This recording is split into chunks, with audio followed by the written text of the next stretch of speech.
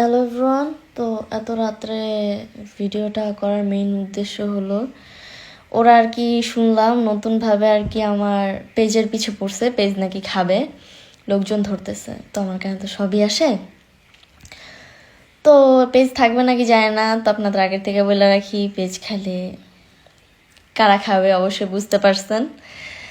আর একটা কথা, যে আমার লাইফের অনেক এখন ঝুঁকি আছে।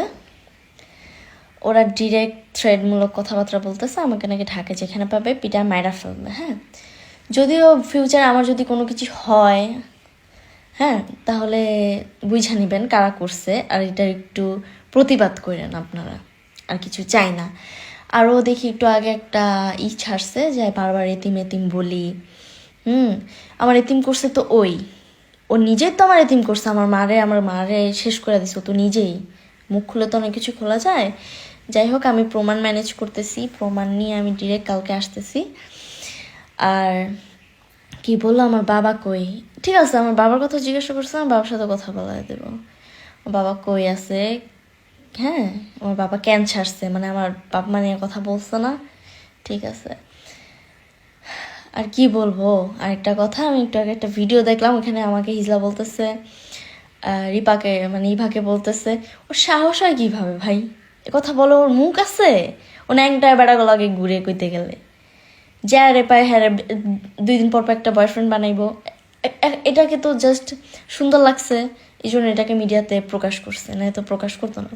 আগে যে যতগুলো ছিল সবটি লগে হয়ে আইছে, রাজা থাকতেও সেম কাজটা করছে। মুখটা ছুটায়, জাস্ট মুখটা আমার ছুটাইতেছে। হ্যাঁ, মায়াটার সামনে নিজে যে একটা জন্ম দিচ্ছে একটা মাইয়া, এটা তো ধরেও না, জাস্ট ভিডিও যখন করা লাগবে তখন একটু আদর করে উপরে উপরে। সেম সবাই, সেম ওদের ফ্যামিলির, ফুল ফ্যামিলির সবাই। ইভেন ওই পিচ্ছি মেয়েটার সামনে মদ গাঁজা সব খায়, সব এভরিথিং। আমি একটা মজার কাহিনী বলি আপনাদেরকে। এত রাতে একবার কি জানি পাতার মতো নিয়ে এসে আমি বলতেছে এটা ডইলা দেয়। আমি তো বুঝতেছি না জিনিসটা কি, বলে কি, বলে ডল ডইলা আমার গুঁড়া করে দেয়। আমি শুধুমাত্র ডইলা গুঁড়া করে দিছি, বলতে নাক দিয়ে টাইনা টাইনা খাইতে। আমি কি বলে গাঁজা, মানে এই যে সিলভারের একটা কাগজ নিয়ে কি জানি করতেছিল, যাই হোক বলে গাঁজা। যাই হোক, মানে এইসব মানুষ আবার এত বড় বড় কথা কিভাবে বলে, মানে মুখ দেখায় কেমনে ভাই, শরম লাগে না? ছি, থু, শরম লাগে না ভাই?